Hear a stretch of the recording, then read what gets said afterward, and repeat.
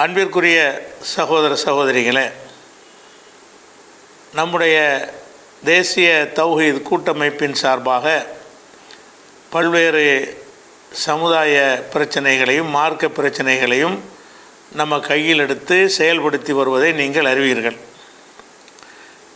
பொதுவாக உங்களுடைய தான தர்மங்கள் ஜக்காத்துகளை எல்லாம் உங்களுடைய உறவினர்களுக்கு முன்னுரிமை கொடுத்து அவர்களுக்கு வழங்குவதைத்தான் நாம் ஊக்குவித்து வருகிறோம்.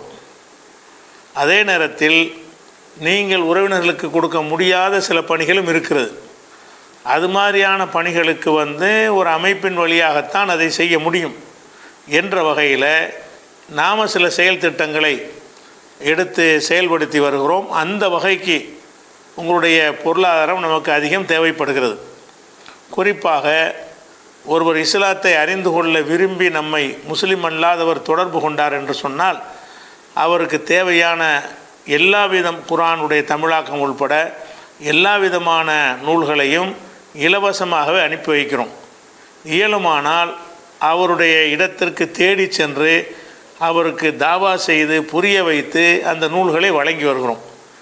இந்த வகைக்கு ஒவ்வொரு நபர் கோரிக்கை வைத்தாரேயானால் ஒரு நபருக்கு 750-800 ரூபாய் அளவுக்கு அந்த நூல்கள் அனுப்பப்பட்டு கொண்டிருக்கிறது. இப்படி யார் கேட்டாலும் முஸ்லீம் அல்லாதவர்களாக இருக்கிற யார் கேட்டாலும் அவர்களுக்கு இந்த புத்தகங்களை நம்ம அனுப்பி வைத்து கொண்டிருக்கிறோம். இந்த பணியை நீங்கள் தனியாக செய்ய முடியாது. அப்போ இந்த பணிக்கு எங்களை தொடர்பு கொண்டு மக்கள் கேட்கும் பொழுது அவர்களுக்கு இந்த பணியை செய்து கொள்வதற்கு நிதி ஆதாரம் தேவைப்படுகிறது. அதுபோல் ஒருவர் இஸ்லாத்தை தழுவிய ஒரு ஆண் எனக்கு சுன்னத்து செய்ய வேண்டும் என்று நம்மை தொடர்பு கொண்டார்கள் என்று சொன்னால் அவர் இஸ்லாத்தை ஏற்றுக்கொண்டதனால் இந்த சுமை அவருக்கு சுமத்தக்கூடாது என்பதற்காக வேண்டி இந்த சுன்னத்து செய்கிற செலவை நம்ம இங்கே சென்னைக்கு வர வைத்து இங்கே உள்ள சிறந்த மருத்துவமனையில் நம்ம அந்த சுன்னத்து செய்கிற வேலையும் செய்து கொடுக்குறோம். ஒரு நபருக்கு சுமார் 10,000 ரூபாய் வரை அதற்காக செலவாகும். இந்த வகையில் சுமார் 100 பேர் அளவுக்கு வருடத்திற்கு நம்ம அந்த சுன்னத்து செய்து கொடுக்குற வேலைகள் நடக்கிறது. அப்போ இதற்கானதை நீங்கள் தனிப்பட்ட முறையில் நீங்கள் செய்ய முடியாது. இந்த மாதிரியான பணிகளுக்கு நீங்கள் ஒரு பொதுவான அமைப்பின் மூலமாக வழங்கினால்தான் இந்த பணிகள் செய்ய முடியும். அதுபோக இஸ்லாத்தை தழுவிய ஆண்கள் பெண்கள் யாராக இருந்தாலும் அவங்க சட்டப்படி இஸ்லாமியர்களாக வாழ்வதற்கு அஃபிடவிட்டு போட வேண்டி இருக்கிறது. அதற்கு பிறகு அவருடைய பெயரை அரசாங்க கெஜெட்டில் மாற்ற வேண்டிய வேலை இருக்கிறது.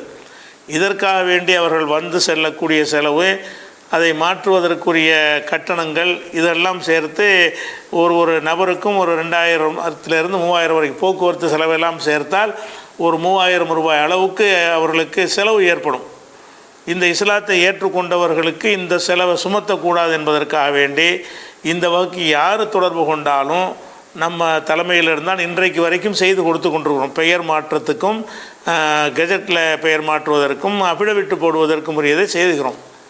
அதே போல் இஸ்லாத்தை தழுவிய பெண்களாக இருந்தால் அவர்களை ஒரு 45 நாள் முதல் 2 மாதம் வரை ஒரு மதரசாவில் சென்று கல்வி கற்க விரும்பினார்கள் என்று சொன்னால் அவர்களுக்கு நமது ஆதரவோடு செயல்படக்கூடிய மதரசாக்களுக்கு அவங்களை அனுப்புகிறோம்.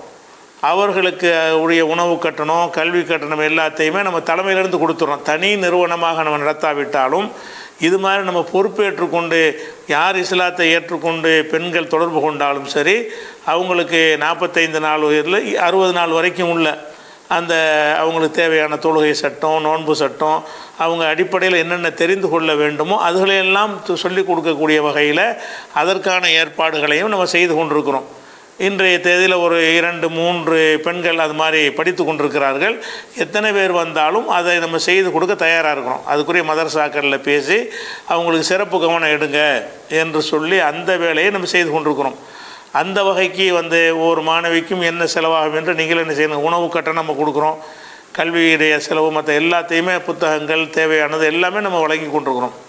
அதே போல் இஸ்லாத்தை தழுவிய ஆண்கள் நாங்கள் 45 நாள் கல்வி திருத்தத்தில் சேர்றோம் என்று விரும்பி வந்தார்கள் என்று சொன்னால் அவர்களுக்கு தலைமையிலே வைத்து 45 நாட்களுக்கும் இஸ்லாமிய அடிப்படை போதனைகள், தொழுகை செய்முறை விளக்கங்கள், இன்னும் சட்டத்திட்டங்கள் எல்லாத்தையுமே கற்றுக் கொடுக்கக்கூடிய ஒரு ஏற்பாடு, தங்கும் வசதி, உணவு எல்லாம் இலவசமாக கொடுத்து செய்து கொண்டிருக்கிறோம். இந்த மாதிரியான வகைகளுக்கு நீங்கள் இஸ்லாத்தை தழுவிய ஆண்களை நீங்கள் அனுப்பி வைக்கலாம். அதற்காக வேண்டியும் உங்களுடைய பொருளாதாரம் தேவைப்படுகிறது. இது மாதிரியான பல பணிகளை நம்ம எடுத்து செய்கிற காரணத்தினால் இந்த பணிகளை திறம்பட செய்வதற்கு எந்த ஒரு தயக்கமும் இல்லாமல் செய்வதற்கு நிதி ஆதாரம் தேவைப்படுகிறது. அதுபோக அவசர மருத்துவ உதவிகளுக்காக எங்களை தொடர்பு கொள்கிறார்கள். ஒரு விபத்து ஏற்பட்டுவிடும் அல்லது ஒரு பெரிய நோய் ஏற்பட்டு மருத்துவமனையில் சேர்த்திருப்பார்கள்.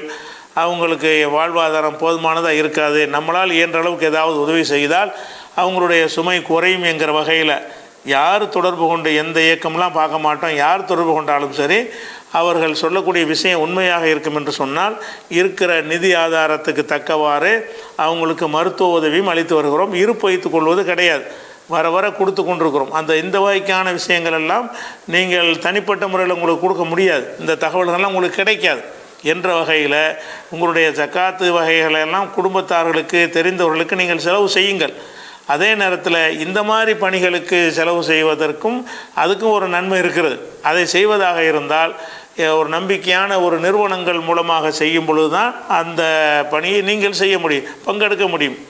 அதுபோல் சிறுவர்களுக்கு நம்ம என்ன செய்கிறோம் என்று சொன்னால், அதாவது ஆதரவற்ற சிறுவர்கள், தாய் தந்தை இல்லாதவங்க அல்லது தகப்பனால் கைவிடப்பட்ட அந்த சிறுவர்களாக இருந்தார்கள் என்று சொன்னால் அவர்களுக்கு என்ன செய்கிறாங்கன்னா வேலைக்கு அனுப்பிடுறாங்க. பெற்றோர்கள் படிக்க வைக்காமல் அவங்கள வேலைக்கு அனுப்பிடுறாங்க. நம்ம வேலைக்கு அனுப்பக்கூடாது என்கிற ஒரு நிபந்தனையோடு என்ன செய்கிறோம் என்று கேட்டால் 8ஆம் வகுப்பு வரைக்கும் மாதத்திற்கு 1000 ரூபாய் கொடுக்குறோம். அதுபோக யூனிஃபார்மு, ஸ்கூல் பேக்கு, அந்த வகைக்கு உரிய செலவையும் கொடுத்து வருகிறோம். இது கிட்டத்தட்ட ஒரு 3 ஆண்டுகளாக இப்படி பல மாணவர்கள் இந்த உதவியை பெற்று கொண்டிருக்கிறார்கள். அதே போல் 8ஆம் வகுப்புக்கு மேலே உள்ளவர்களுக்கு 1500 ரூபாய் கொடுக்குறோம்.